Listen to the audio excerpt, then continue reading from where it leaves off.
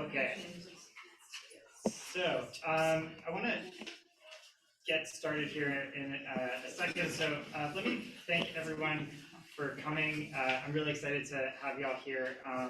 For those of you, I want to first apologize. I'm attempting to run this in person and on Zoom at the same time, and I'm like notoriously horrible at multitasking. So like I'm gonna do my best.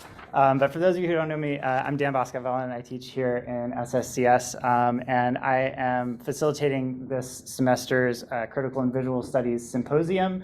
For those of you who aren't familiar with the course, we use it as an opportunity to bring in researchers from around Pratt and also around the world at large here and bring them into dialogue with students in our program and other members of the community. So this semester, the theme of the course is "Now is the Time of Monsters." This comes from a saying from Antonio Gramsci, where he wrote during the rise of 20th century fascism that the old world is dying and the new world struggles to be born. Now is the time of monsters. So we're thinking a little bit about, insofar as our contemporary situation is in some ways analogous, what does this mean for us facing this sort of situation full of both danger and emancipatory potential? And today, I'm delighted to have Sophie Lewis here with us, who's going to be talking a little bit, I think, about both sides of that coin. So many of you, I'm sure, already know Sophie. Sophie is a leading feminist theorist and writer living in Philadelphia.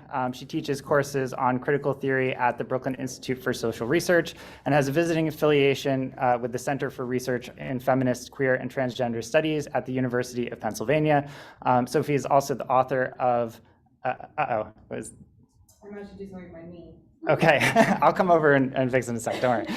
I do the same thing all the time.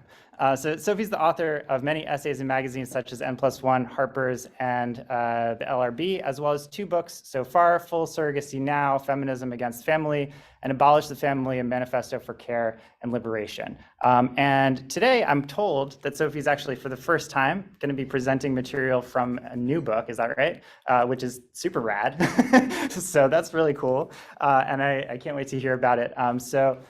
Sophie is going to speak with us for about an hour, and then we'll keep about a half hour open for question and answer afterwards. So I'm going to turn it over to Sophie and try and fix the projector for us, because I know that you have an incredible slideshow lined up. So let me first bring the people on Zoom along with us.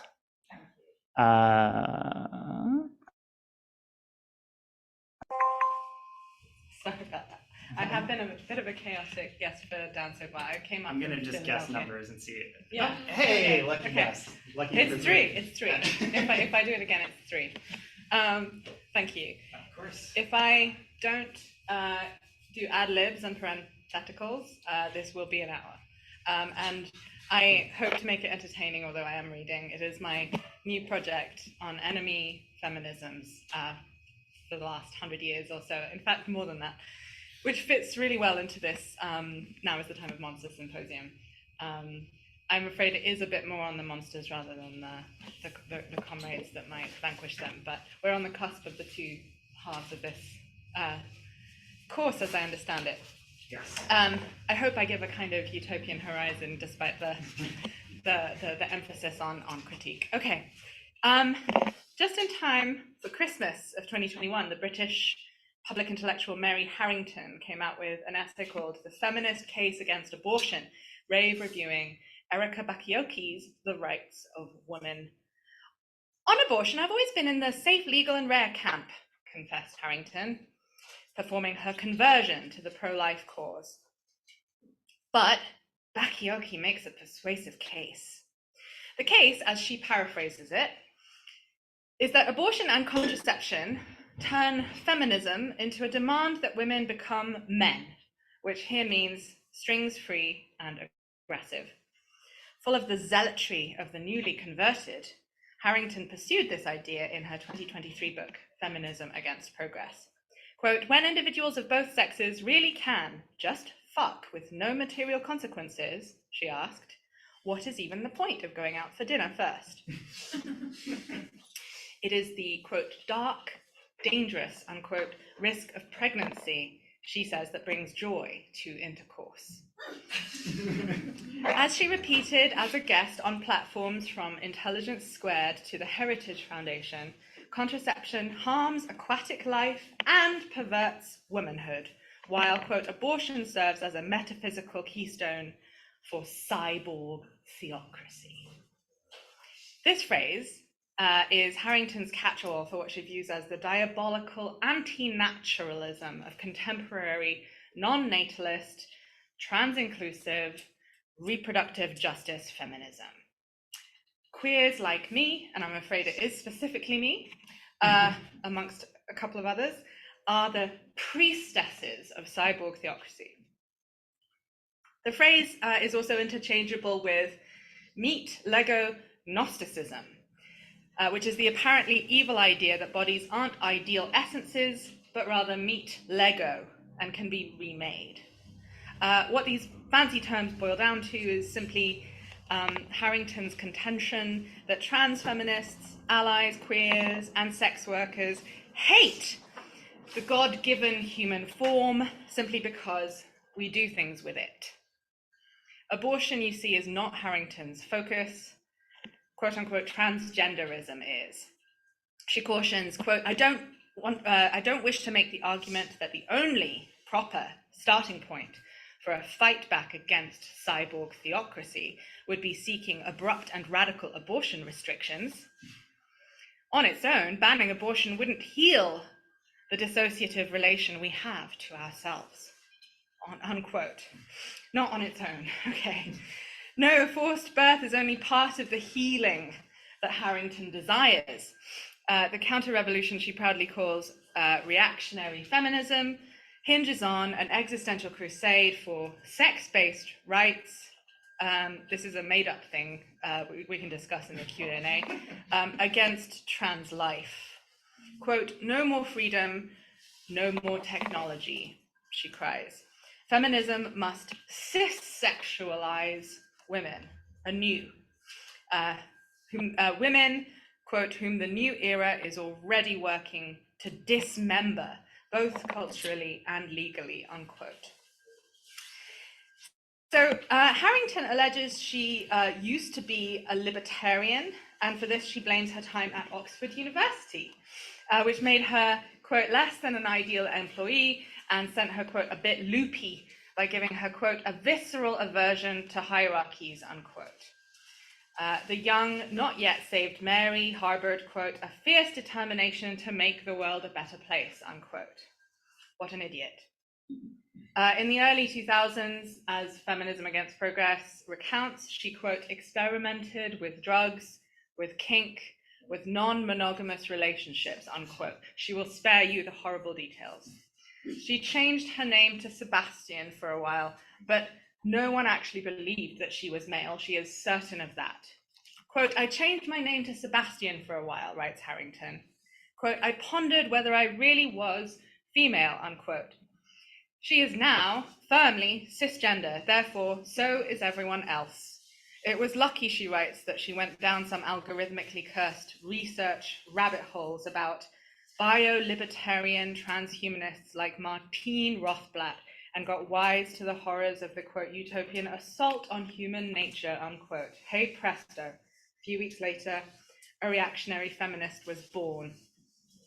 In her PN to trans-exclusionary radical feminists, TERFs, at the Catholic website First Things, Harrington paints the stakes of trans rights as no less than epochal and civilizational, deciding the fate of the human race. Pointedly ending this particular article on the advice to, quote, carry a big stick, unquote. She calls for backup in, quote, a bloody and zero-sum fight for dominance of political and cultural institutions, unquote, since, quote, it is by no means clear that being on the side of objective reality will be enough to hand victory to the TERFs, unquote. Harrington was not the only middle-class feminist to be sucked in by the anti-trans right radicalization vortex circa 2018. The most famous was obviously J.K. Rowling, the richest author in the world, who has sort of moved on from writing stories about wizards that inspired a lot of trans kids to saying absurd things like, quote, I refuse to bow down to a movement that I believe is doing demonstrable harm in seeking to erode women as a political and biological class, unquote. But besides Rowling and Harrington, those who had access to trade publishing include, in Canada, Deborah So with Simon & Schuster, in the US, Cara Dansky with Bombardier, and in Britain, Helen Joyce with Trans. From One World, Kathleen Stock with Material Girls at Hachette, Julie Burchill, Nina Power with Penguin, Louise Perry with Polity Press. I used to believe the liberal narrative, writes Perry, who is now a post-liberal follower of the self-described reactionary G.K. Chesterton. Perry helps lead the media charge against trans rights in Unheard, Compact, Quillette, the Daily Mail, the Spectator, the Critic, and the New Statesman. Hopefully you've only heard of a couple of those. If not, commiserations. While her book, her book argues against easy divorce, against porn, abortion, and birth control, and in favor of slut shaming, chivalry, marriage, and sexual repression, all in the name of feminism. Exactly like Harrington, she narrates her departure from liberalism via an anti-utopian question. Quote, what if hierarchy and viciousness and violence are baked in, unquote. The patriarchal, marriage-based household might be full of coercion, she grants. But, quote, where the critics go wrong is in arguing that there is any better system. There isn't, unquote. So similarly, she thinks that male animals will always rape. What is remarkable is how comfortably these reactionary newcomers to the anti-trans bandwagon sit alongside a left feminist old guard.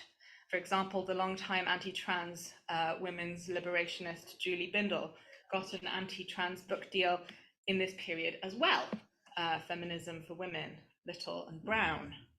As did the socialist Victoria Smith, Hags, Hachette. And everyone seems to blurb everyone quite happily, while The Guardian obligingly bestows the same warm reviews on everyone. Without irony, the whole crew uses the biggest media platforms in existence year on year to complain of being silenced. In The Atlantic, the establishment left liberal Helen Lewis celebrated the brave new, quote, feminists insisting that women are built differently, unquote, as renegades, bemoaning the fact that American feminists are too afraid even to engage with, quote, any reactionary feminist arguments, lest they be tarred as fascists and bigots, unquote. Funnily enough, there is little to distinguish her piece from Bakioki's one on the same topic, heralding sex realist feminism, quote unquote, in an American magazine. Meanwhile, two non-feminists in the UK and US, respectively, BBC journalist Hannah Barnes and Wall Street Journal columnist Abigail Schreier, made similar splashes with their libelous exposés of gender clinics that help trans teenagers. The cover of Schreier's Irreversible Damage shows a white child with a hole where its uterus should be, ramming home the gist of the book's fertility panic. The commercial success of both, despite their eugenicist, queerphobic, and very mother-blaming kind of bents, benefited from love shown to them by North American feminists like Meghan Murphy and various liberals at the New York Times. In other words, Helen Lewis need not worry. At the New York Times and the New Yorker and places like Slate magazine, Michelle Goldberg and others have been legitimizing reactionary feminist themes, like the debunked pathologizing autogynephilia theory of trans womanhood for a decade. In May 2023, the former Fox News host Megyn Kelly posted a photo of herself in a baseball hat from the British web store Adult Human Female, make women female again. So what is that? Well, the phrase adult human female was popularized via a billboard campaign in 2018. Again, seems to have been a bit of a watershed year, by an anti-trans English woman known as Posey Parker, whose real name is Kelly J. Keane Minshall.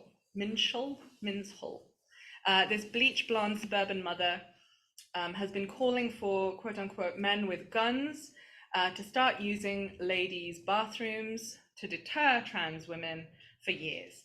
The now infamous billboards are plain black and simply say, woman, noun, adult human female, in a format obviously reminiscent of the dictionary. And the first of them was erected in Liverpool, where the 2018 Labour Party's annual conference was taking place. It was removed, as clearly Posey Parker expected it would be, following complaints, but not before Posey, already camera ready in her black woman definition t-shirt to match the billboard, purchasable at her web store, got the publicity she wanted. As the BBC reported, quote, Ms. Keane Minshall said the idea that trans women were women was preposterous, unquote. Her billboard was, quote, in response to the city's mayor, Joe Anderson, who recently voiced his support for the trans community, unquote. So the seed was planted. Parker avoids calling herself a feminist, but her canny grift has always catered to the gender-critical, trans-exclusionary, radical feminist crowd, self-described, right? The slogan 2023 is the year of the TERF is the first thing you see when you click on her website standing for women. And, she was right. This January, Prime Minister Rishi Sunak used her core phrases, adult human female, sex matters, and so on, to make cis-sexist arguments publicly in the lead up to a parliamentary debate on changes to Britain's equality law.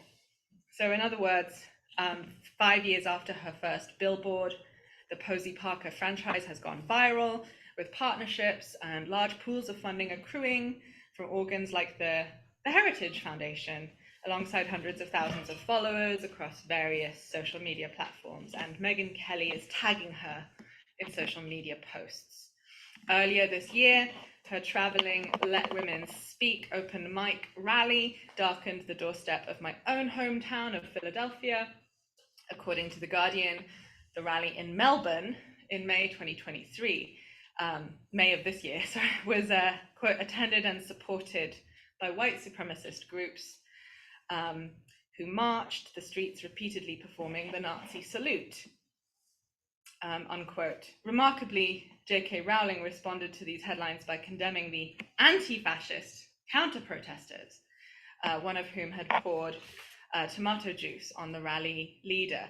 And this was, according to Rowling, quote, Kelly J being assaulted, unquote. In contrast, some gender critical groups are now disavowing Parker, at long last. The fact remains that Posey Parker rose to prominence largely through feminist support. Some TERFs will, of course, plead innocence, but it was on the radical feminist podcast, Feminist Current, that the leader of, quote unquote, feminism's Brexit, as Sarah Franklin calls this whole tendency, first praised the leader of the white nationalist English Defence League, Tommy Robinson, in 2019. Clearly, the revolutionary blogger trans griot Monica Roberts had this movement's number back in 2012 when she called them radical feminists and white women gone wild. The spelling there obviously kind of evoking the pagan streak in a certain, not by all means uniformly anti-trans sort of strain of radical feminism from the 60s and 70s. Regardless of the racial position of the TERFs, enemy other, whenever a sexist definition of womanhood is being imposed, a colonizing, fertility disciplining gesture is in play. And this is something the sociologist B. Kaminga has written. The concerns that inform this feminism have to be understood as Western and can be understood as colonial regardless of its proponent's nationality. So, when Chimamanda Ngozi Adichie, the Nigerian writer, joins in, for instance, that doesn't disprove the contention that it's a colonialist form of feminism. I want to ask you now to notice how, for example, the green nationalism that is now so prevalent in trad life circles in this country and also in Brexit Britain, and the purity impulse driving gender critical and pornophobic lesbians to campaign, for example, to get the L out of the LGBTQ coalition, express an intolerant need for clean boundaries and unambiguous definitions. The boundaries that have been and are used against lesbians, said Janice Raymond in The Transsexual Empire in 1979, quote, are the boundaries of the fathers, unquote. Whereas on the other hand, the boundaries that cis lesbians use against transsexuals are, quote, genuine boundaries of self-preservation and self-censoring. So we've got some boundaries as the boundaries of the fathers, other boundaries that are genuine boundaries, lesbian boundaries. And obviously, I had to bring up this element because while much ink has obviously been spilt on Jan Raymond, the former Catholic seminarian, and her fountainhead text of TERFism, as well as her core role in getting trans medical care excluded from American public insurance policies, when she was hired to report on this for the US government. And then, her creation. I don't actually know for sure what kind of audience I'm speaking to, so I'm kind of perhaps taking too much as understood. I feel like in my field, Jan Raymond is a much overdone topic, but I don't know for sure if you, yeah, okay, great. I feel it is important to note that in the 70s, radical feminist trans misogyny was not only flowing from where I focused on so far, right, TERF Island, where I obviously sound like I'm from, the UK, but it was also flowing from the US and Australia. There was this theological strand of feminist trans misogyny headquartered in the US in particular. So that of Raymond and of her PhD supervisor, Mary Daly. Conspiracist and hateful as it kind of really obviously was when the Empire came out. It was blurbed by none other than Gloria Steinem, the editor-in-chief of Ms. It's kind of, it's intense to go into this full on. I almost kind of want to give content warnings. We've got this claim here that eunuchs fuck women, quote unquote. This is a subheading in the Off Our Backs interview with Daly of 1979. So this cultural feminist theologian and mentor of Janice Raymond is being asked whether she thinks part of the problem with men is so basic that it goes back to the biological chemical differences. And Daly answers in the affirmative. The Y chromosome is like a shriveled X chromosome, she says. Luckily, mutations have a way of dying out, so maybe mutations will manage to kill themselves off eventually. So, with all the matter-of-factness of a cult leader, Daly explains how transsexuals are, quote, invading our private spaces, unquote, and, quote, playing upon the sympathies of women using the more oppressed than thou mentality, unquote. This, quote, is not a kooky or minor phenomenon, unquote, she warns ominously. Quote, these men, sick, have no penises, but their whole body, their whole mind is still a penis. Their eyes are penises, their hands are penises, unquote. You better believe it. Yet despite this unusual anatomy, what we get from this interview is the idea that transsexuals are freakishly magnetic. Quote, there's this seductiveness about men who appear to be feminine, unquote, Daly says. We have to watch out. They seem sensitive, quote unquote. However, they are reincarnations of the gender-bending god Dionysus, who birthed himself and lured Amazons into debauched ruin, thanks to their quote unquote demonic power. Thanks to the demonic power of Dionysian deception. That's the full quote.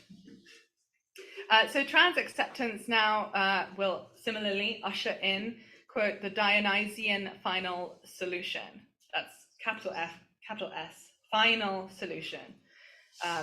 With battalions of, quote, gender identity clinics, unquote, such that, for instance, 9-year-old girls who are strong will be named as deviants. It does feel a little ridiculous reading these things out in an academic context, but this is a person with a lot of academic credibility at Boston College historically. If it sounds like conspiracism, I agree, right? And I want to talk now about the anti-Semitic structure of truncated, i.e. conspiracist accounts of how the social relations of domination actually work in human society. So a century and a half ago, in German-speaking leftist circles, this popular apothegm emerged, typically attributed to August Bebel, the world-famous author of Woman and Socialism, 1879. And this line was, der Antisemitismus ist der Sozialismus der dummen Kerle. So the anti-Semitism is the socialism of fools. And according to Bebel, it was actually the much lesser known Austrian social democrat, Ferdinand Kronawetter, here on the right, who came up with it for the first time.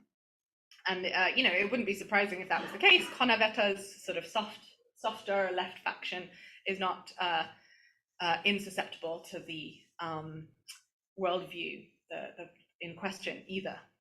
And this phrase, it went viral at the time, since it so helpfully put a name to a pernicious form of xenophobic anti-banker populism that makes hay out of the phobic, self-contradictory association between the figure of the Jew and finance capital on the one hand, communism on the other.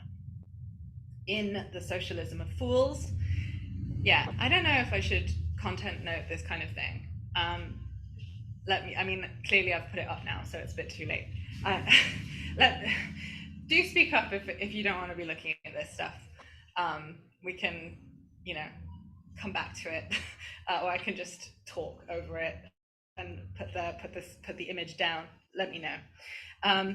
But this is sort of this is obviously what the socialism of fools in part is speaking to, right? I'm not saying that every anti-Semitic piece of Nazi propaganda spoke to that sort of to that red-brown sort of shadowland, borderland.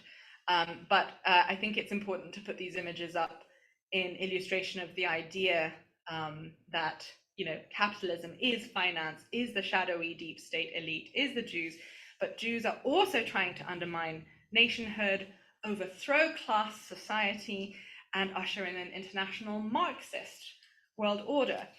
It's an incoherent Weltanschauung, but as Naomi Klein is also quite usefully laying out in her current bestseller, right, Doppelganger, that's never stopped conspiracism from being hugely successful. So obviously, anti-Semitism per se wasn't at all new in the 1880s, but it was newly ascendant. So prior to the Marxist First International, Jew-hating had overwhelmingly been the purview of the traditional Christian right. This new strain of anti-Marxist anti-Semitism styled itself as left, so anti-Marxist but left progressive. And one of its advocates was the socialist Eugene Düring, a compelling critic of social Darwinism and a believer in the power of human sympathy to overcome the ravages of competition as long as no Jews are around. His was the poisonous pseudo-radical ideology that Kronawetter was describing. And on the eve of the 20th century, Düring was being courted, obviously, by single-issue Jew haters, such as the influential folkish far-right publisher Theodor Fritsch, who wanted to unite all anti-Semites under one national socialist party. In Düring's sort of foul 1881 pamphlet on the so-called Jewish question, a decisive socialism is the only thing powerful enough to stop the Jews.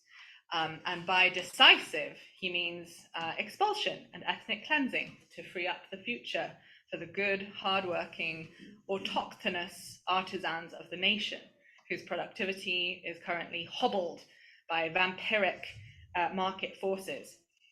So this guy abhorred the Jew Karl Marx, for example, for his democratic universalism and commitment to the chaos of class struggle.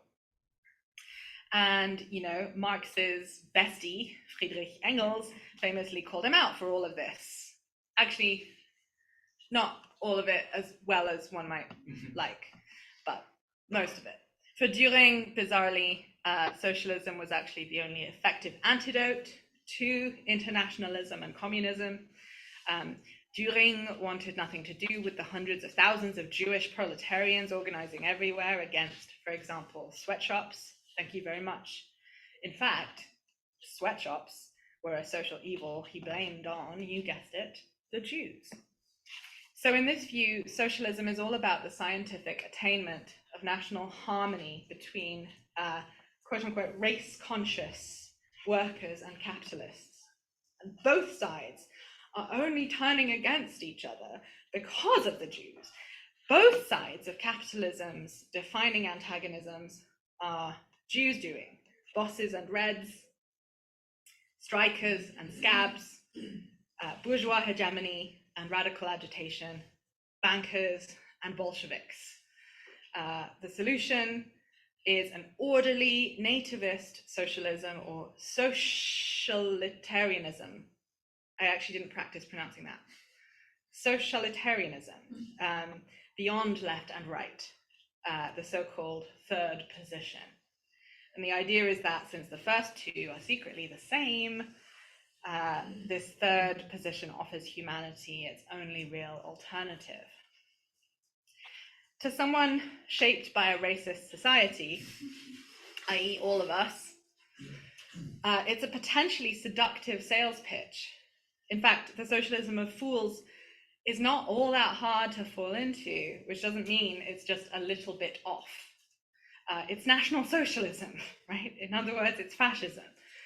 Yet there is something in the socialism of fools diagnosis that recognizes a poignancy. It recognizes a tragedy. The original impulse of someone who ends up in this camp may have at one point been genuinely anti-capitalist. Someone may have looked about and said to herself that something is drastically wrong about market society, something that liberal democracy cannot solve. And that much is importantly true. But then, instead of persisting towards an understanding of capital as an impersonal system of social relations, something that can certainly feel vertiginous, right? She chokes with the value form too big and individual politicians or factory owners or landlords too small. She has nothing of the right size toward which she can direct her rage. She finds the feeling of ambiguity intolerable, so she falls into the still subversive feeling, but fundamentally consoling belief that only some of capitalism's modern manifestations are what's wrong. So speculation, debt, usury, human trafficking, greed. Perhaps, she thinks, these evils have a common source in a social parasite preying on what would otherwise be a healthy state of economic nature, characterized by honest labor and fair trade.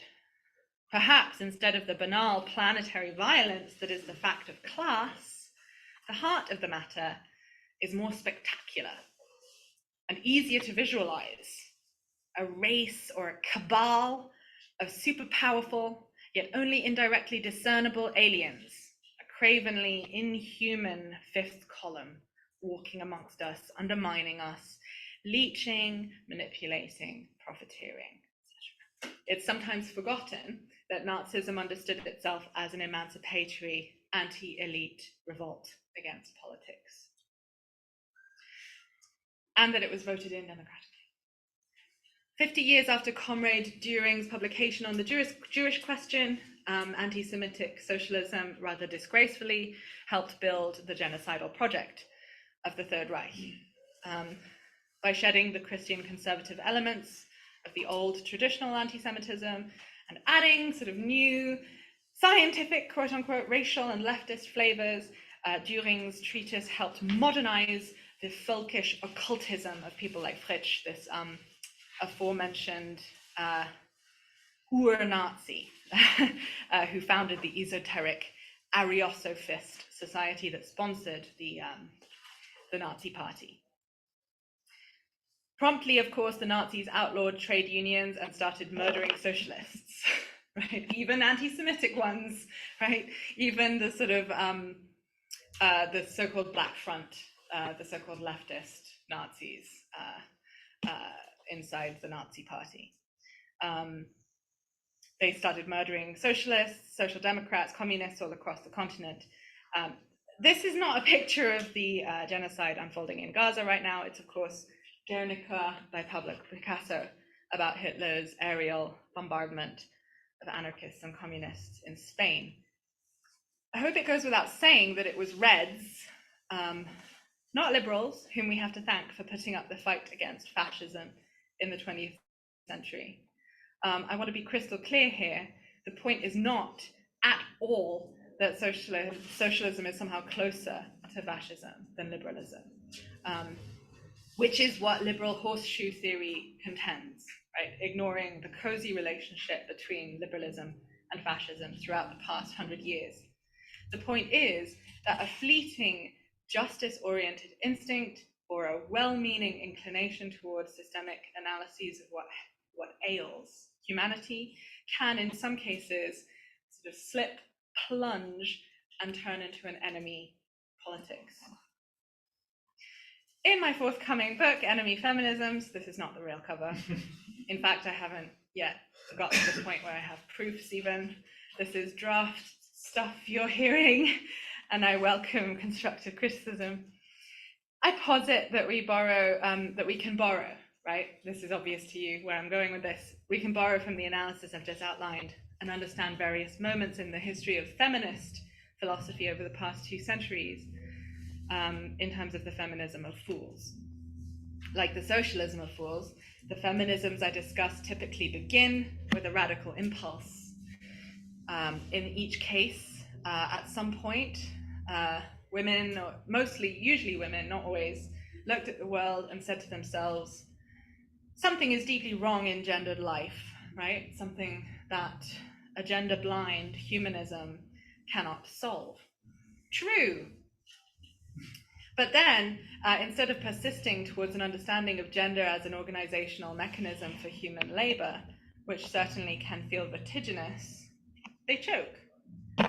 With the private-public division too abstract, and individual workplaces, such as private households, too concrete. They have nothing palpable enough towards which they can direct their rage. They find the feeling of ambiguity intolerable, so they fall into the belief that only some of gender's manifestations are what's wrong.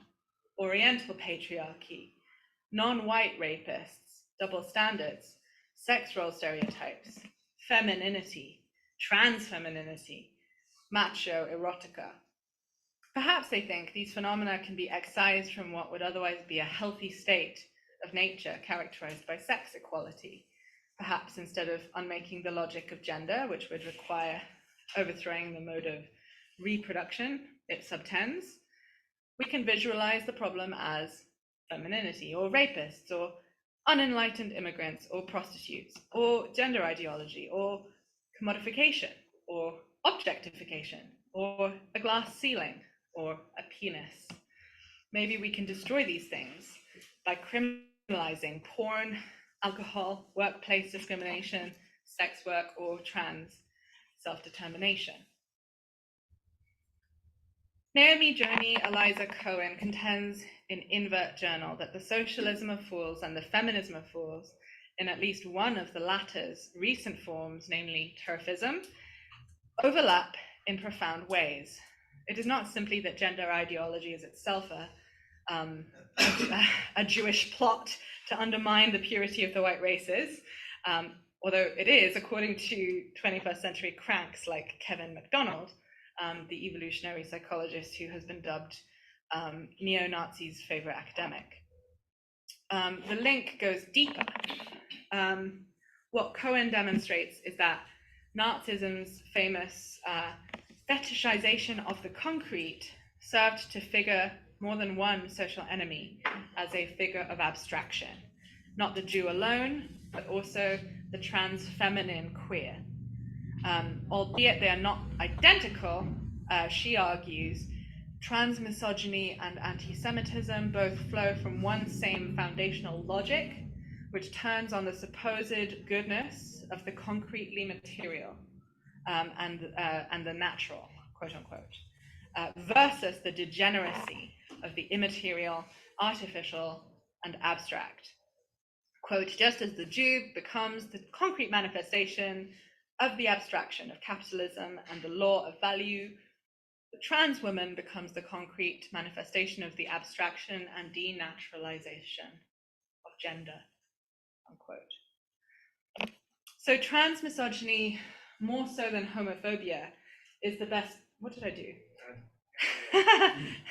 Trans misogyny, more so than homophobia, is the best word for the core ideological alignment of all things Semitic with the feminine, faggotry, transsexuality, and transvestism of Weimar era Berlin's numerous mollies and dolls. This is a picture of Magnus Hirschfeld, as some of you may recognize, surrounded by the people in Weimar era Berlin whom he helped and studied and hung out with.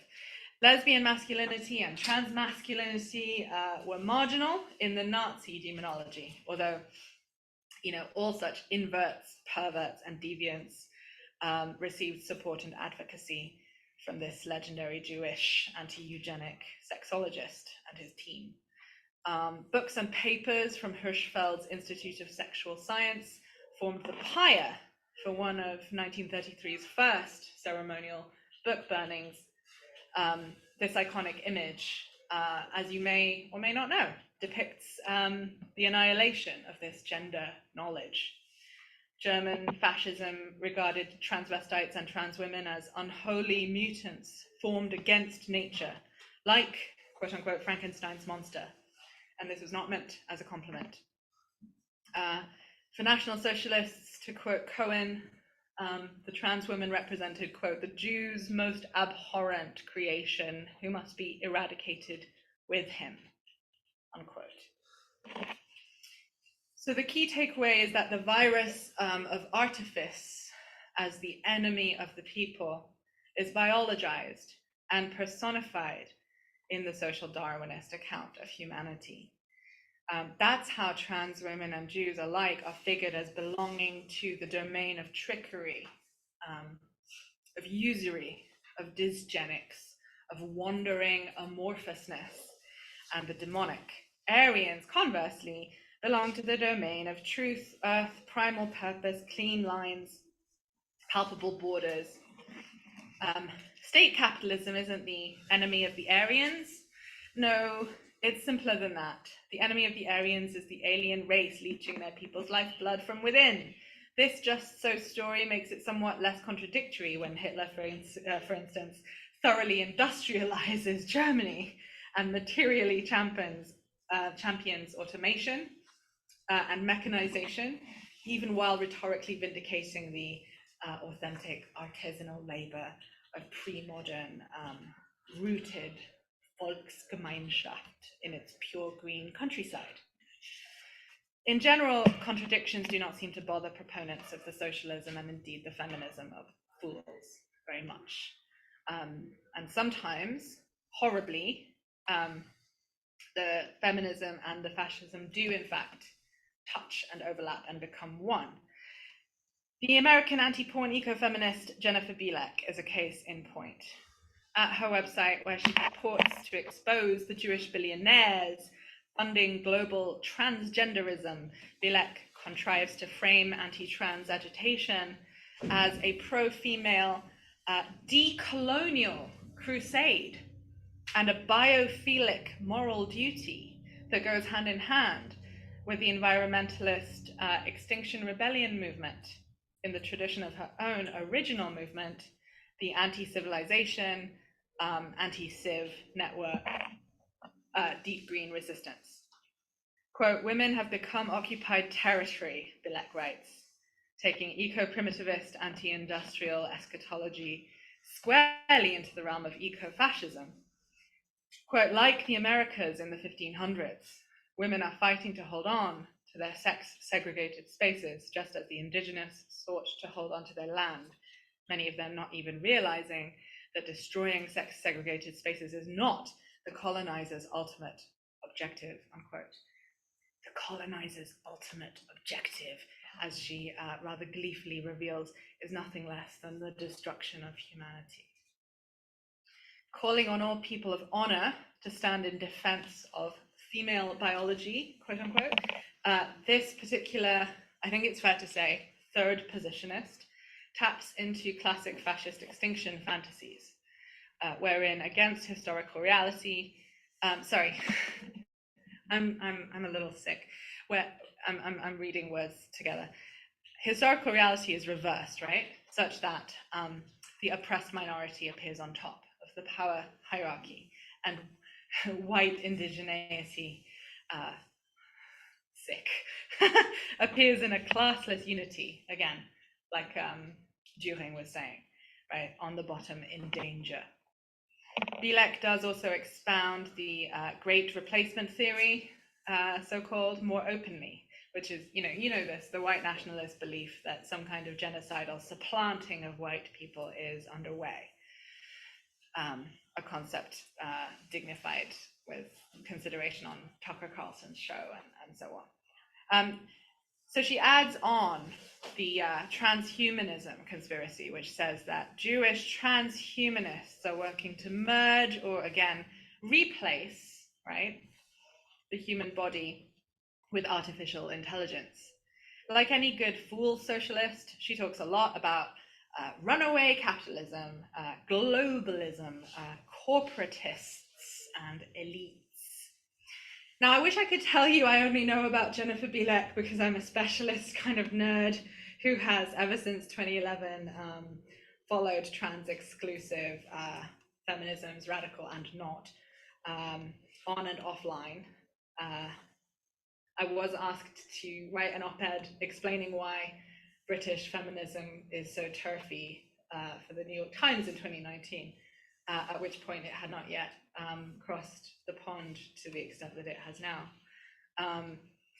The truth is, unfortunately, Bilek is disturbingly influential, not only on the anti-Semitic right, but also on the avowedly left ranks of the gender critical. In fact, one spokeswoman for the British anti-trans charity Fair Play for Women describes Bilek as having, quote, single-handedly revolutionized the way we see gender identity.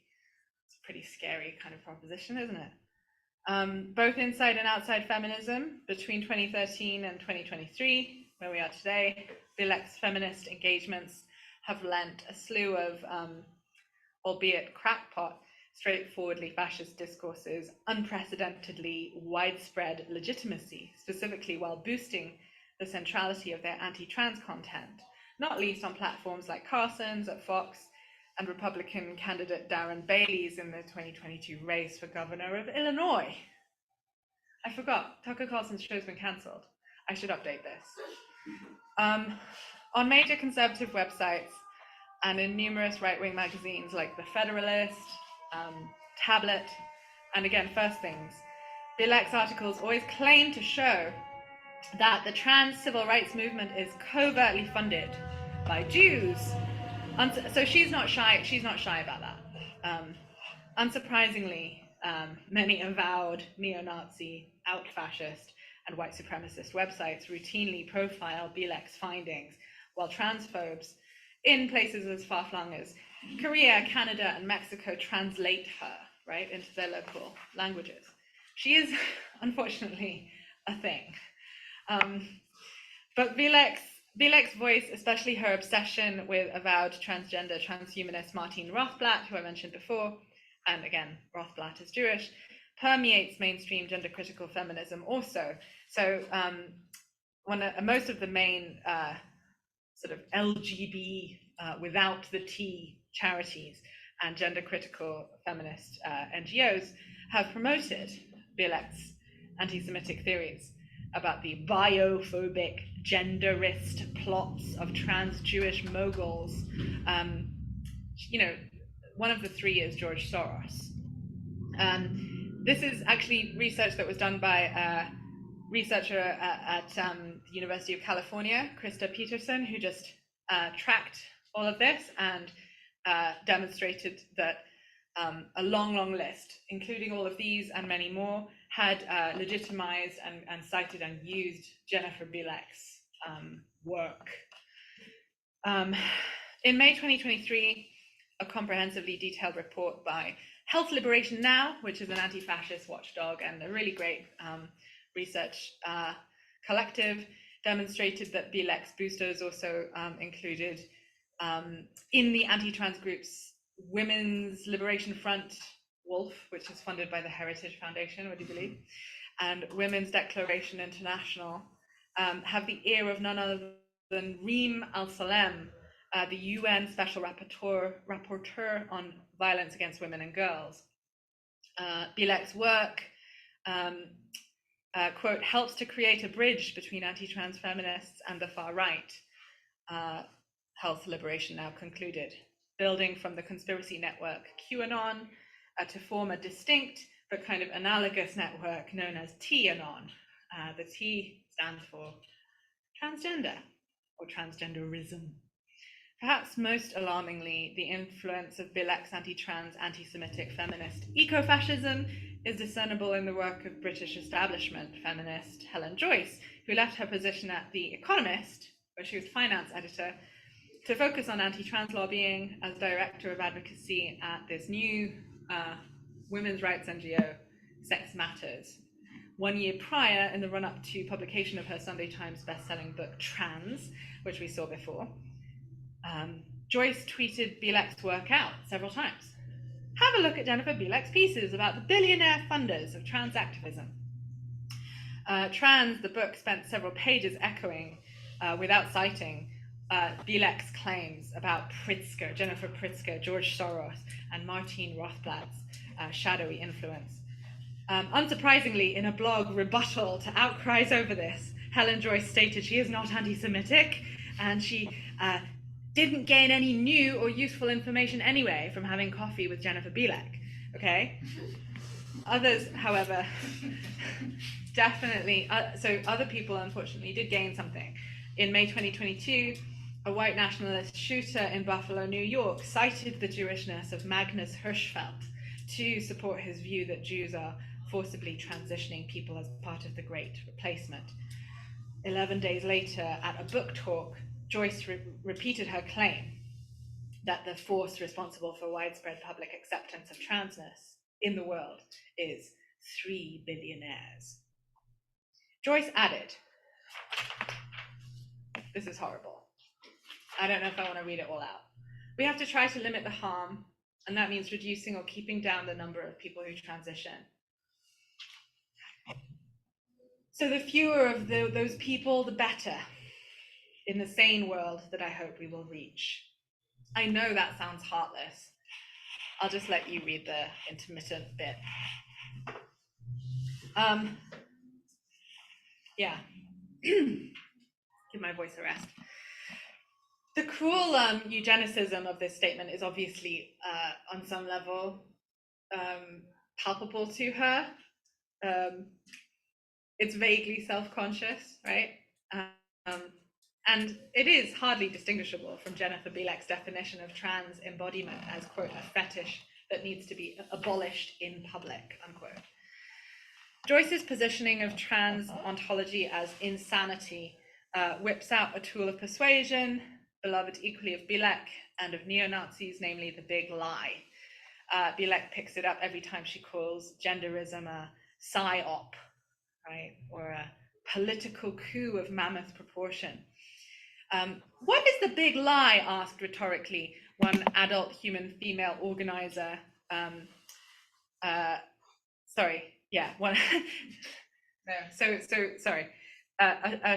astonishingly shameless woman who spoke at a rally organized by Posey Parker, standing for women, in Newcastle in January of this year. What is the big lie? The big lie was first described by Adolf Hitler in Mein Kampf, she said. Yes, it was, okay. She didn't seem to think this is a problem as a theory. It is a lie supposedly repeated over and over by the Jews, and it is such a big lie, she went on, that ordinary people like us think, well, that can't be a lie because I'd never tell as big of a lie as that, unquote. So today's big lie, she carries on in her speech at length to reveal, is the lie, trans women are women.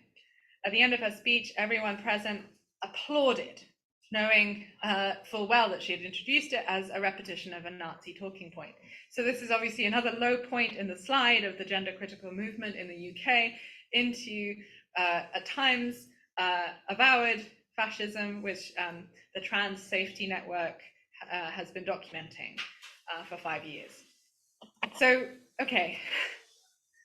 Nazis sometimes knew, according to historian Jeffrey Herf, that their big lie was a lie, specifically a projection.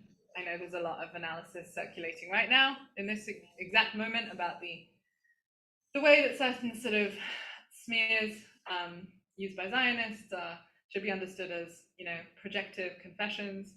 I think this kind of understanding, which is sort of psychoanalysis tinged, is useful if used carefully.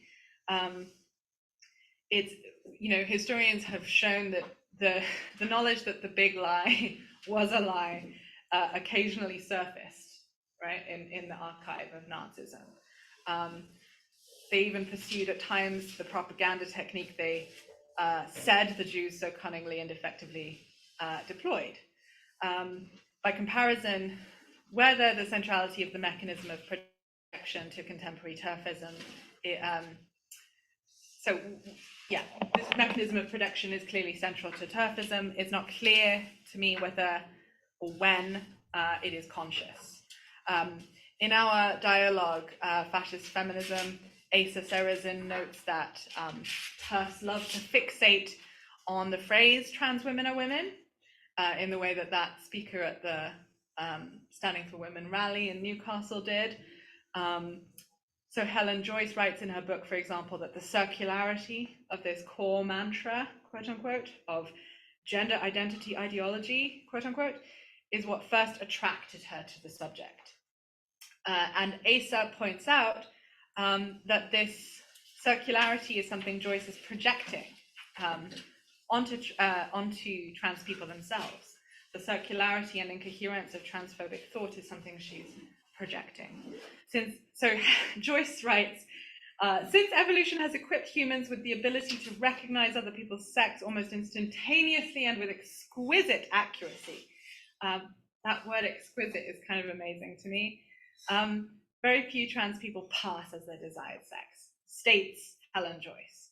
And this obviously blindly ignores, amongst many other things, the butch cis lesbians who get misgendered and thrown out of public bathrooms every day in the climate of gender carceralism that she has helped create. Her friends, right? She's got friends who have been kicked out of public toilets for, being cis dykes who present as some cis dykes do. So this appeal to a sort of primality aligns rather perfectly for Asa with fascism's anti-intellectual tradition. It shows us, quote, an important point of convergence between fascism and TERFism. Fascism and transmisogyny converged already, as we saw 100 years ago, by exploring the isomorphic structure of anti-Semitism and transmisogyny in National Socialism. Naomi Cohen provides us, by which I mean us 21st century anti-fascists, with an invaluable account of the truncated, foreshortened critique of capital that Nazis tend to elaborate, and a guide to its clear and present dangers. So this construct of anti-artificiality and anti-abstraction serves the socialism of fools and the feminism of fools, in that these versions of Jewishness and transfemininity equally threaten to deceive and corrupt the folk, rendering them improperly reproductive, improperly productive. Tragically, as a result, some socialists and social democrats in the 19th century found themselves led into real red-brown third positionism via a simple fetishization of an idea of the real and the rooted economy, an artisanal core plagued by tentacular specters that can't be pinned down. Already, as regards the 21st century's equivalent phenomena, the structurally and sometimes literally identical conspiracism, bioconservatism and fetishistic concretism of TERFism and fascism have been evoked, with reference to Jennifer Bielek and her school of gender criticism. So tentatively, I think we can clarify some points of comparison between the socialists of fools and the trans eliminationists that we might call feminism's Brexiteers. So Lacanian theorists have proposed that gender critical discourse follows the structure of anti-Semitism insofar as it manifests this, quote, unattainable fantasy of social purity that produces the Jew as its uncanny other. Transphobia is understood here as a symptom of an impossible wish for a world of pure cisness, a world where one's own cisness has never arisen as a question. And as with Jewish people and those who fear them, it is not, to be sure, the actual characteristics of trans women, right, things that trans people actually say or do, that incites the hatred. Rather, the T-girl rears up uncannily as an unwoman, a sort of supernaturally ubiquitous spectre, because she mirrors back an anxiety about the realness of the phobe's own hitherto unquestioned cissexuality, the phobe's suppressed doubts about the very possibility of a community of women. So there's something external, or at least externalizable, it is hoped, in and that something is messing with the attainability of a collective national or sexed identity that could feel like home. TERFs, like billions of cis and trans people, struggle painfully under the regime of colonial capitalist gender. As Jacob Breslau has noticed, several TERFs, including J.K. Rowling herself, have testified about their own gender non-conforming sort of tomboy childhoods in a rather symptomatic third conditional grammar. Right? They would have transed me, right? Which is sort of melancholically evocative of an alternative lifeway not taken, a path not taken, a desire for transness shut down. For anti-Semitism, as Patricia Elliott and Lawrence Lyons explain, the symbolic fiction is that civilized persons are not racist and do not persecute Jews, but are victims of a fantasized Jewish control. In what is unlikely to strike you as a surprising twist in the context of the last 3 weeks of anti-Semitic Zionism on the world stage, justifying a genocide in the name of Jewish safety, the history of TERFs, as Heike Schotten has shown, has had considerable overlap with lesbian Zionism in the US. And here the symbolic fiction is, we are eternal victims, we are not the phobic ones, we are not perpetrators of persecution. Jennifer Bielek expresses the textbook affects of predation TERFism on the regular. So her about page quotes, as I already kind of mentioned, Extinction Rebellion to underline the stakes of women's quote unquote decolonial war.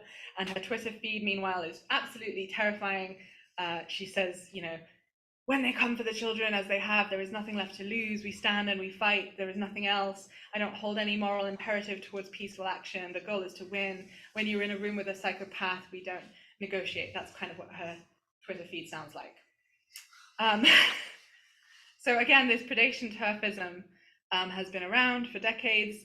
Bielek directly inherits it from Jan Raymond's PhD supervisor, Mary Daly. I think Daly really inaugurated this field of predation TERFism with her expose of the quote-unquote gynocidal agenda of various quote-unquote sons of Frankenstein. I'll let you read this quote yourselves because I'm already over 60 minutes and I have a couple more paragraphs to explain and wrap up on a slightly more hopeful note. But this is the sense of sort of annihilationist threat that TERFs, some of them labor under in a very real way. In 2021, sort of ever the dutiful supervisee, Raymond opened her latest Doublethink, which is a sequel, as she explains, to the Transsexual Empire, 1979 to 2021. It's a long time to come up with a sequel. And it begins with a made-up list of magical gynocidal labels that cis women are now obliged, aren't we, obliged to use: front hole, chest feeding, menstruator, etc. So this idea that women's very language, our very ability to name our reality, is being taken away by someone, somewhere, somehow, is a favorite big lie type talking point for predation TERFs, such as J.K. Rowling and her friend Maya Forstater, who believes that pronouns are rohypnol, right? That's the date rape spiking drug. So the idea is that trans affirming social norms force women to acquiesce to something unreal, an irreality. They are a rape op. Pronouns are a rape op to break down women's boundaries. Father boundaries, not nice lesbian boundaries. Although Doublethink heralded a widespread gender critical pivot towards a rhetorically centering sort of juvenile transmasculinity talking point, breast binding, chemical puberty blocking, adult trans women always take the center stage at the end of the day. Even now, even with this pivot towards trans masculine children, which is what Doublethink, because Raymond had to respond to the data that there are now more trans masc children than trans femme children in America. She had to come up with an attempt to respond to that reality. But adult trans women always end up taking center stage in the female erasure apocalypse. The trans woman is simultaneously a dupe and a mastermind. Sound familiar? Victim and predator, a threat and a joke, an obvious caricature, and a sly deep fake. Indeed, our previous look at Düring's characterizations of Jews as capitalists and communists, together with our likely unavoidable personal exposures to the thought memes of white supremacism, ascendant in the Trump era, ought to make these contradictory couplings of the TERF dream world seem unfortunately familiar. So I'm saying that in the always structurally anti-Semitic cis feminism of fools, trans women are sexist conformists one minute, Dionysian liquidators of boundaries on the next. They're at once mutilated tragedies and enhanced agents of transhumanism. They're at once a tiny collection of sad, self-hating charity cases and a mass invasion, presumptuously bowled over enjoyers of their own embodiment. They are both failed men and failed women, and somehow both pitiful puppets of pharmaceutical patriarchy and roving pedophiles intent on peering under the bathroom stalls at your kid's school. As Juliet Jakes commented in 2014, TERF's, quote, simultaneous characterization of trans women as unthinking supporters of male-defined roles and politically aware enough to convince hardened feminists to admit them is a theoretical clusterfuck. Fascist logic is a clusterfuck. Drawing an analogy between Nazism and the feminism spotlighted here is not intended to dignify them in any way as coherent, nor is it simply a means of shooting for shock value. At times, the distinct yet overlapping feminisms of purification, of property, of policing, and so on do become literally murderous. But these ideologies' translations of feminist impulses into fascistic praxis is, I think, wholly avoidable. That's the part that's heartbreaking. It is my contention that feminists should fight these feminisms of fools every bit as confidently as we would fight individuals waving swastikas and throwing Sikh hiles outside drag queen story hours. Indeed, sometimes, as we saw in Melbourne with Josie Parker, they're just there as well. But I also call on those who espouse these bigoted modes of feminist thought to find their way out of the woods by deepening their understanding of capitalism, coloniality, and gender. And rather than simply blast this kind of enemy feminism with contempt, my goal is also to lay bare the uncomfortable fact of our common liability to lose our way. So I think in the Q&A, I'll talk about the feminism of cisness, which is my rejoinder to this situation. And I'll leave us here. All right, thank you so much. Fantastic. All right, let's stop this screen share. And I'd like to, I have lots of questions and thoughts.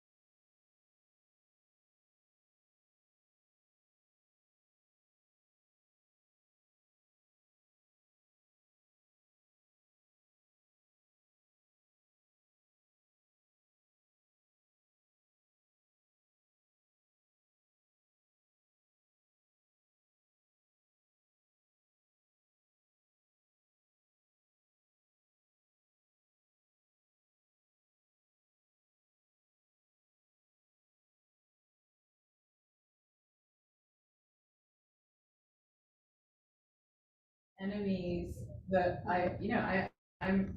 that line is when I'm in my presentation, in a sense. At the same time, I am. Oh yeah, sorry. No, I was just fixing it. Yeah, for many years, I explain in this book project that I'm now trying to completely edit and finish, that I've been a feminist, I think, in a sense, since I knew how to talk, right? It's this very visceral thing for me. I can remember, and I'm told that as an infant, I had what can accurately be described as sort of feminist fights. It's a primal, almost like traumatic scene for me. And for most of my life, I have wanted to say that, feminationalists, transphobic feminists, Islamophobic feminists, whorephobic, pornophobic, etc. feminists are not feminists, right? And that's what most of my friends tend to do even now, that's a thing that we say on social media. We say this is not feminism, right? I just don't think it's accurate. I don't think it's the way that works best politically as an anti-fascist methodology, and I don't think it holds water historically. I mean, those two things are intertwined, right? I don't think you can do good anti-fascism if you're purposely eliding a huge amount of history. Alexis Shotwell talks about claiming your bad kin. I think in feminism, we have to get much better at reckoning with the fact that since the late 18th century, when Western feminism's opening words were sort of published, in the famous Vindication of the Rights of Women by Mary Wollstonecraft. Now, I'm not straightforwardly including her as a figure, as an author, as a polemicist, in the enemy, but in terms of the genealogy of enemy feminist thought, we have to reckon with the fact that her opening gambit to express the project that we now have called feminism. If you want to not call Mary Wollstonecraft part of feminism, then what is feminism, right?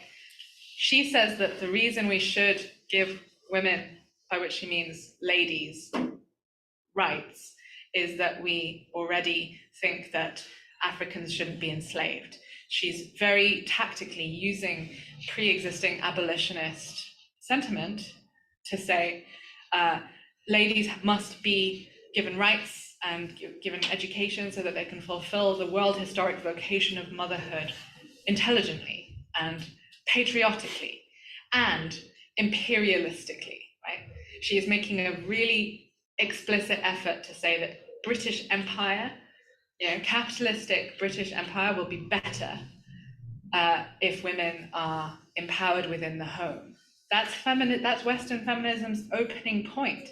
She's saying that women are worse off than the slave. I mean, okay, this is a rhetorical thing. It keeps on going until the 70s. Yoko Ono, woman is the N-word of the world, right? Like, if this is not feminism, that thought, then sure. Then what I do and feel and want is not feminism, right? Like, we can't I don't know if that sentence made sense. What I'm trying to say is we have to understand that within feminism there are enemies. It's a capacious enough category to contain within itself its own enemies.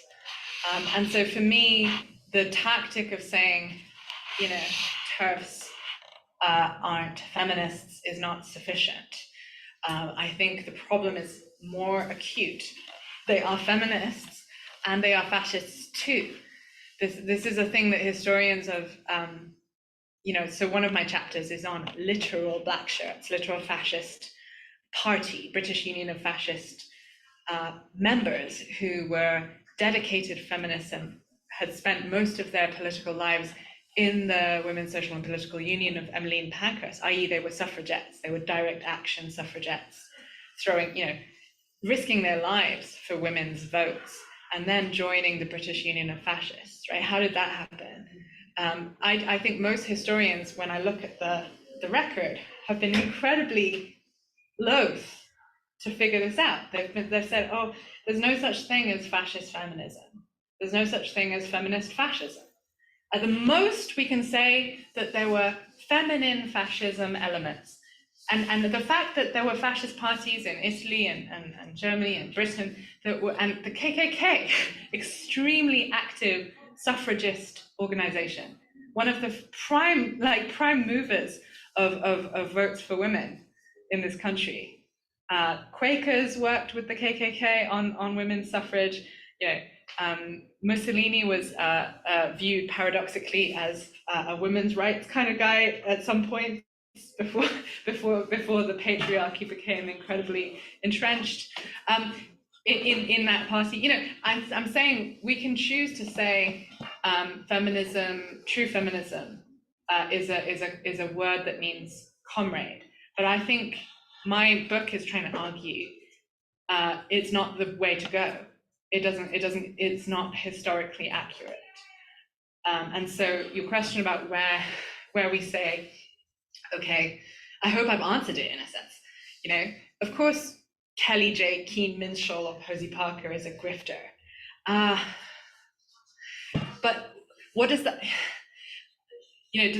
does that mean to you that she's not either a feminist or a fascist? Because I think she can be all three at once, grifter, feminist, and fascist. And to say they've lost their way is not to, in any sense, for me, soften the line of enmity. Right? I think we should fight them, as I said at the end, just as confidently as we fight a non-feminist opponent of Drag Queen Story Hour. It's just to understand how the seductions work, that which is also a de-radicalization strategy, perhaps. But it's to recognize that that there is a feminist element there. Feminism, right from the get-go, has had imperialist structures within itself. Excellent. Thank you. Do we have other? Okay. So another question here.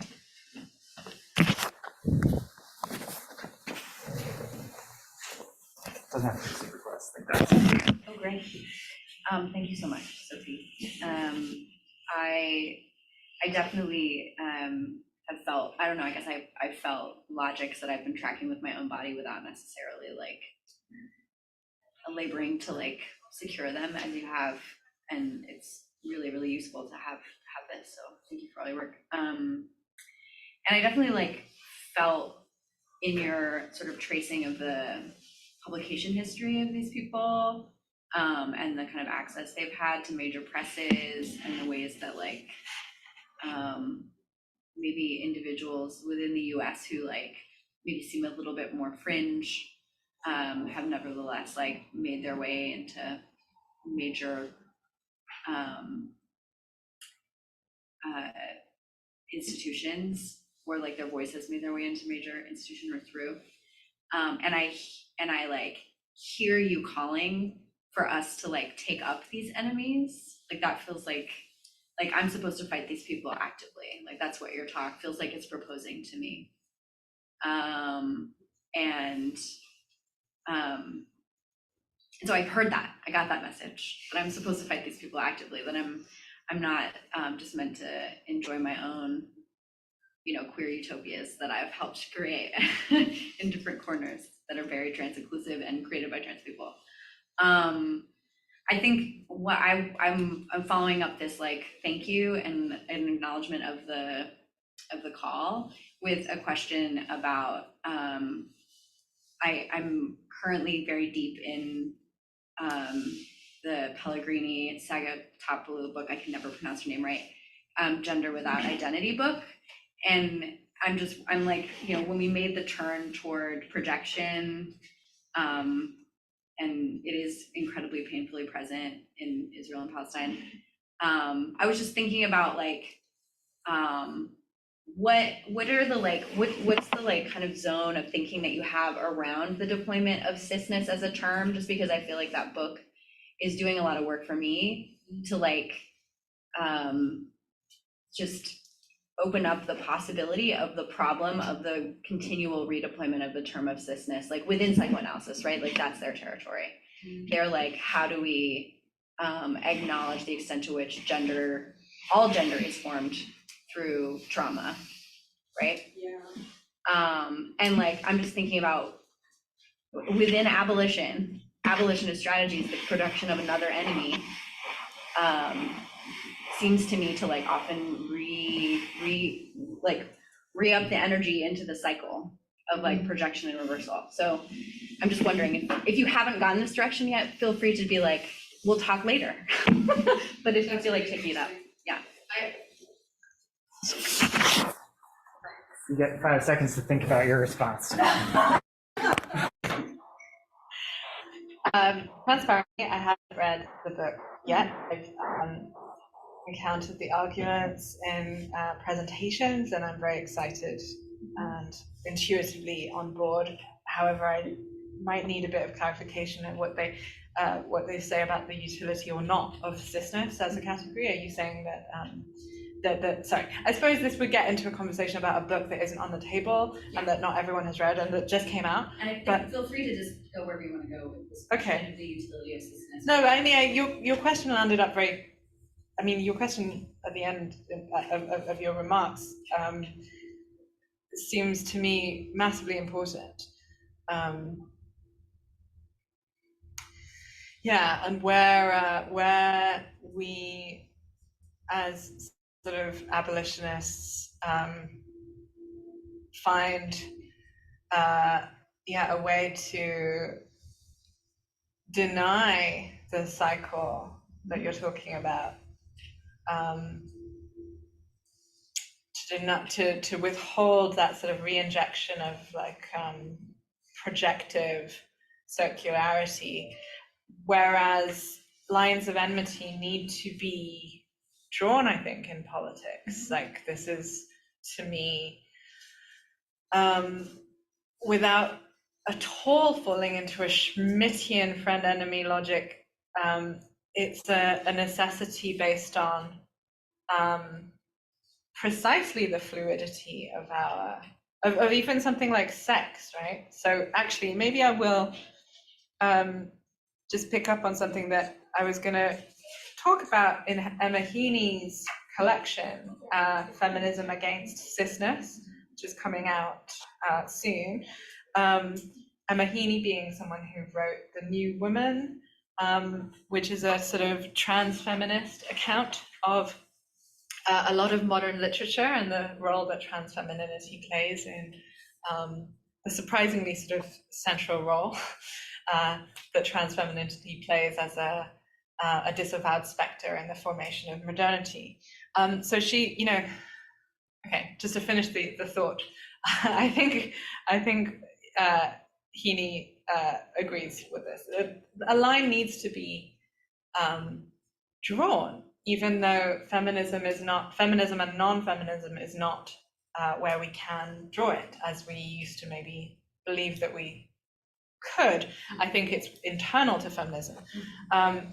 I don't know if Emma agrees with that part, actually, but I think as a sort of someone committed to the communization of care and the abolition of gender as a matrix of, well, a strategy of capital accumulation, frankly, at the same time as gender has this kind of excess and sort of in the meantime domain where pleasure can be extracted, and which is paradoxically what TERFs kind of can't stand, right? That domain of self-determination and pleasure in the now, in the meantime, is what TERFs actually cannot tolerate at all. But so Emma says that we can have sexual difference without cisness. So in other words, to say that sexual difference is material is, quote, different than saying sexual difference is natural or eternal, right? Far from it. It is in fact to say the opposite. So counterintuitive as it might seem, we all already know that our sex can change. Indeed, in fact, many people are taught to fear this and to talk about, for example, prison as a place where a man could be violently unsexed or resexed if he were to be raped. Oftentimes a person's sex is a shifting thing. Emma says a butch can experience masculinist priority amidst community in the dyke bar and be feminized by harassers on the subway home. A woman CEO can rhetorically dominate a boardroom and be subject to brutal or subtle misogynist undermining by her husband at home. And this is because all bodies are penetrable, but sexual difference is a social hierarchy based on the denial of this universal penetrability. So following Heaney, sex is on the one hand this pull of affinity, a feeling of bodily identification with people situated on one side of the binary or the other. And then on the other, sex is subjection based on the idea that penetration is subordinating, paired with the ascription of penetrability to some bodies and not others. So yeah, sex is not cis for Emma Heaney. And yeah, I think, yeah, I suppose I'm not entirely sure yet, yeah, whether I think, you know, there's an argument that reinscribing cisness might inject energy into a sort of unhelpful circularity. For now, I think it's a very useful thing to almost like provincialize cisness, to as Heaney does in The New Woman, to show that cisness is in a sense feminism's counter-revolution, and that it was invented in a sense in the last century. In fact, I'll just read one more thing. When she says that cisness is feminism's counter-revolution, she means that the recasting of sex hierarchy as a binary biological fact always followed directly from political challenges from the late 18th century onwards, so Wollstonecraft et al., to the sanctity of sex as an ontological ordained social hierarchy.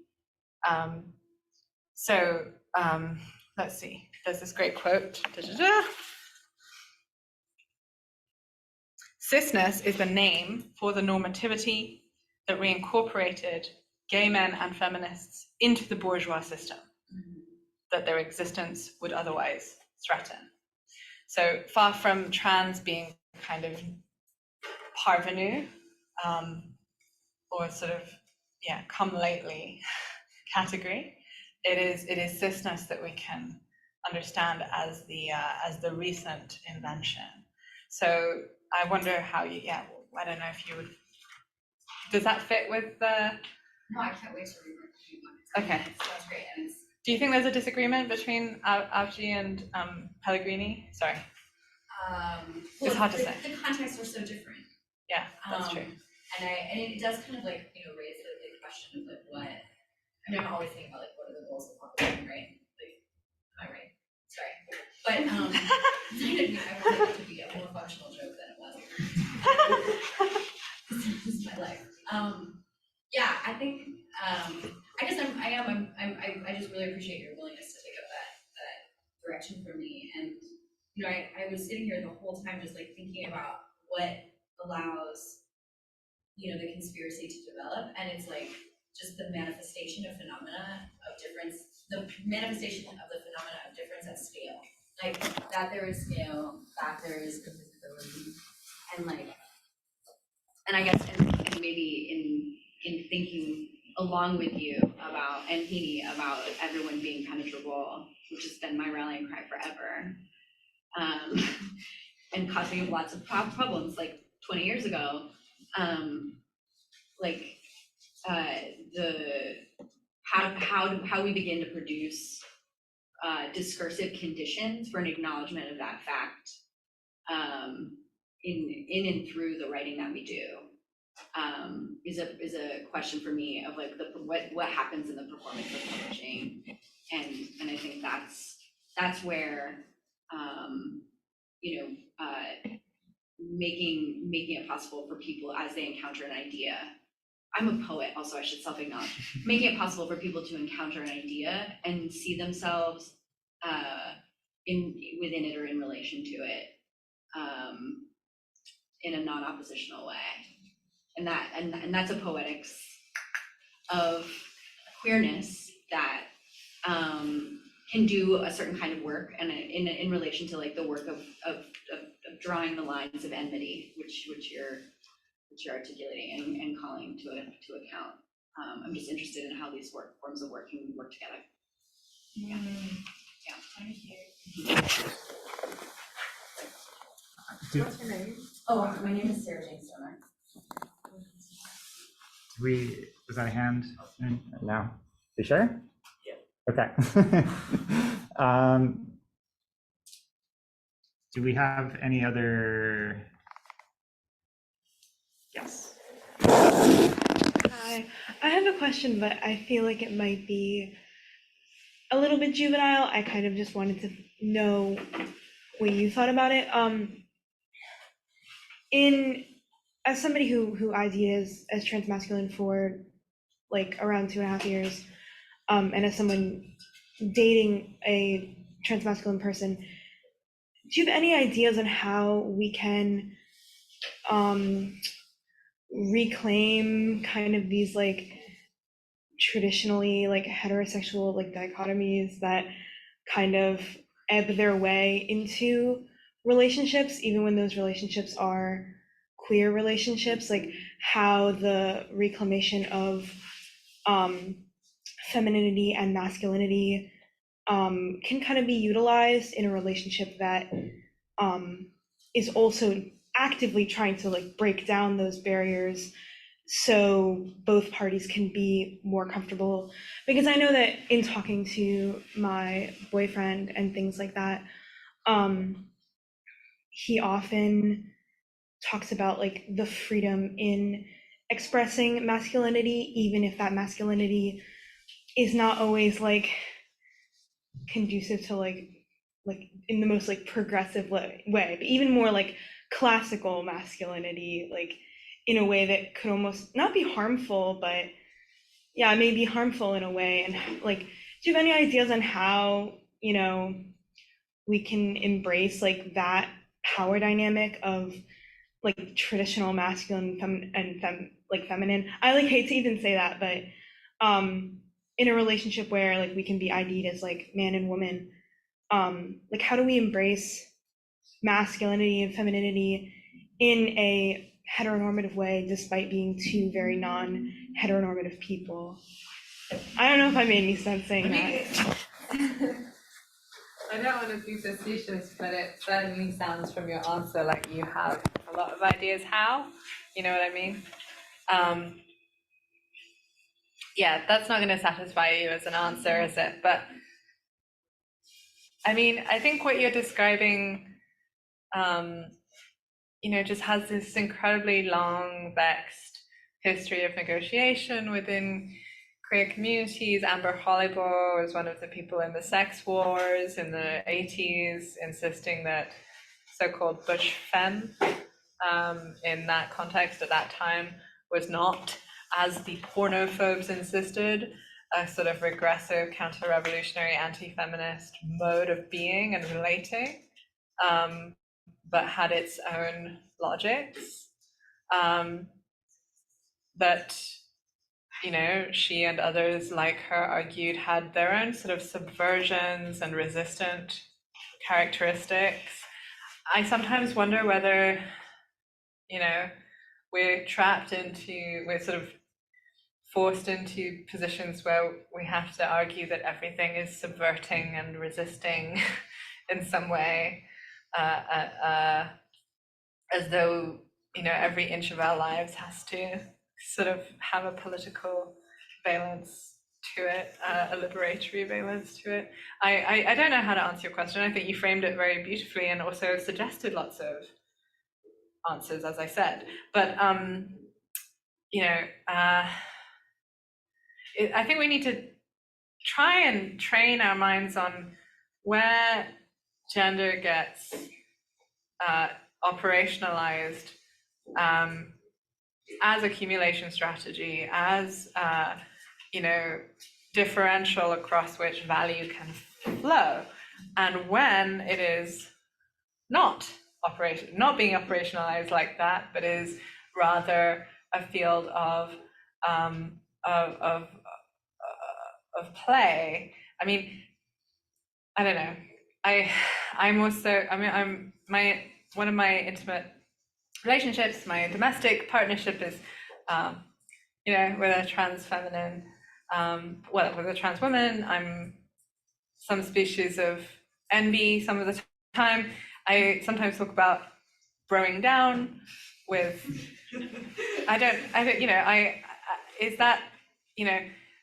think my sense of safety about how I can say throwing down and not worry that I will actually be inscribing some kind of macho harm into the world by throwing down is a certainty and a sense of safety that I would actually want to question a little bit. That said, I am, it's kind of want to say both things. I want to say it is fine for me to throw down. I like it. It's fun, and it is fine. I want to say that, and I also want to say I don't want to make the idea that it's fine into a law or a certainty at all. Who knows? It probably isn't. In fact, look what happens when women think they can do nothing wrong. That was really powerful. What you said about the politics of it and living in this very political way, which I think that I do, and historically in my life probably stemmed more just from the anger of living in a very oppressive society, which I'm sure everybody feels. But now has just become, I guess, another identifying factor of my own identity. Yeah, it's kind of just when to know when to take a break from the questioning the politics of how I act in my relationship. Do I push myself into feminine categories or masculine categories? And when I do those things, and for what reasons? I guess I'm just, an overthinker, and I'm sure that's very relatable to a lot of people.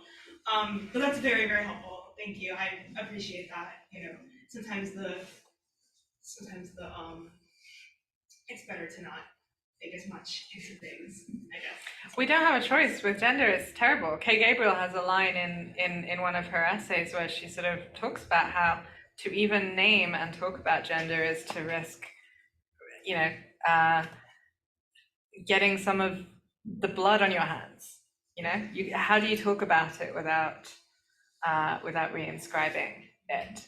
It's not genuinely not possible. I don't think it's possible to sort of not overthink if you think about gender at all. Yeah, of course.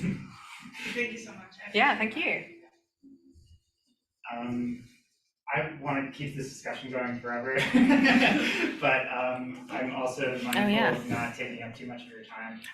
Gosh, we went over. So I think this is probably a good place to conclude. I just want to thank you once again, and I'm sure everybody else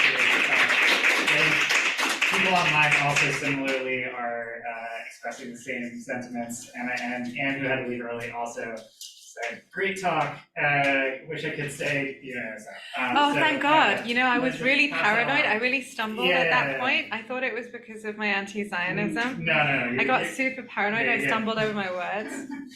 She wouldn't have... Wonderful. Yeah, sorry.